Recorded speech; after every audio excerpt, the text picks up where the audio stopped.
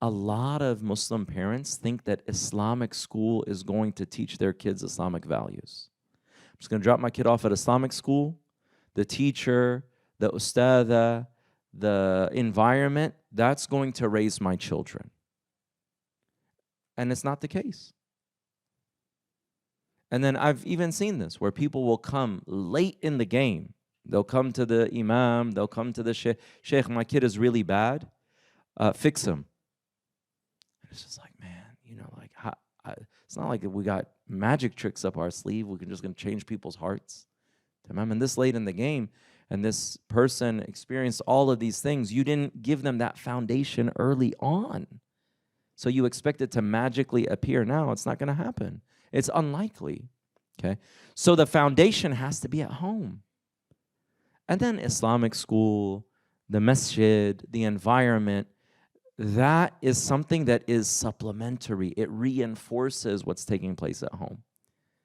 But if someone doesn't pray on time, people watch movies with bad language at home, and then come to the masjid and listen to what the sheikh says. Be like, man, I'll just go home and do what we do at home. I'm just going to do what I do at home.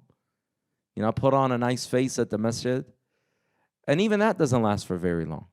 It comes to the surface, what you do at home. So the foundation is the home.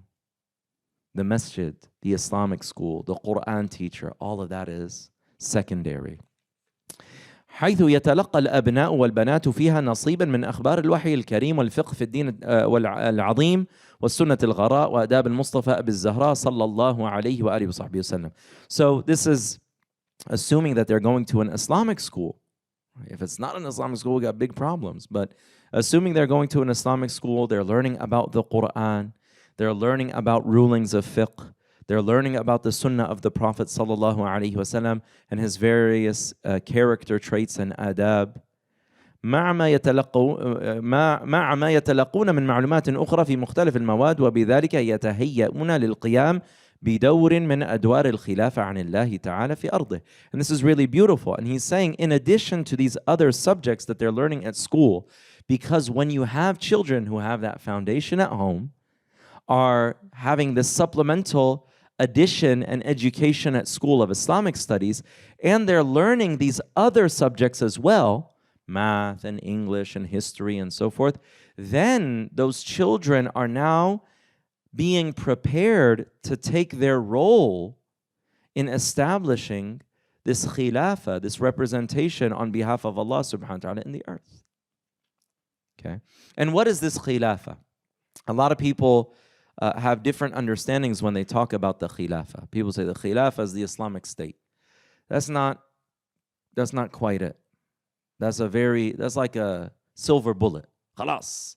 We're going to have an Islamic ruler and all our problems are going to go away. There was someone who once came to one of the shuyukh and he said, Sheikh, you know, we have to establish a khilafah.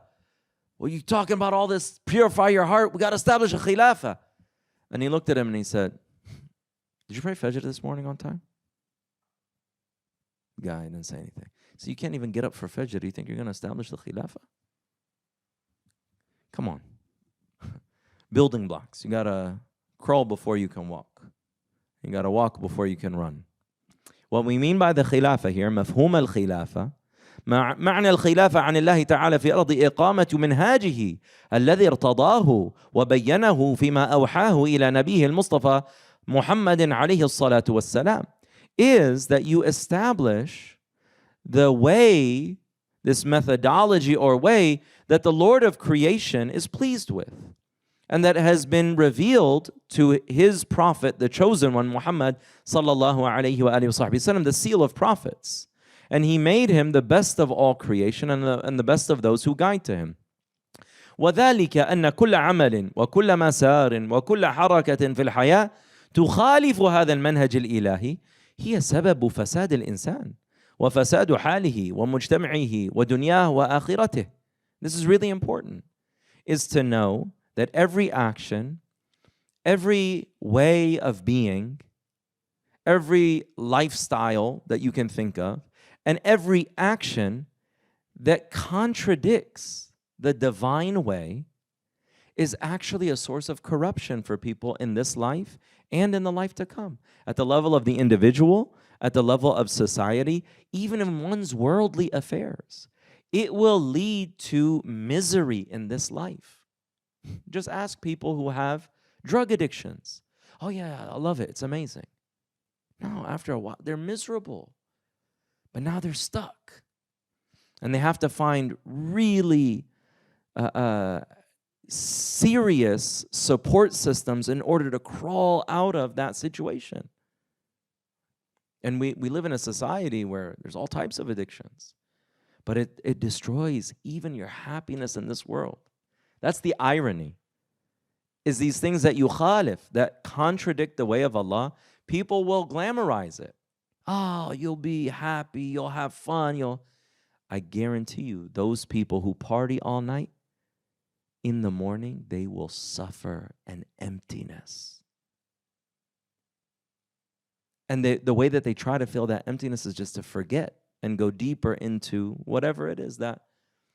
But if you're not aligned with Allah, it's like your back. If your back is misaligned and you've got this like serious nerve damage in your spine, until it's fixed and your back is aligned, you're not going to be comfortable. The same, if that's your spine, then what about your soul?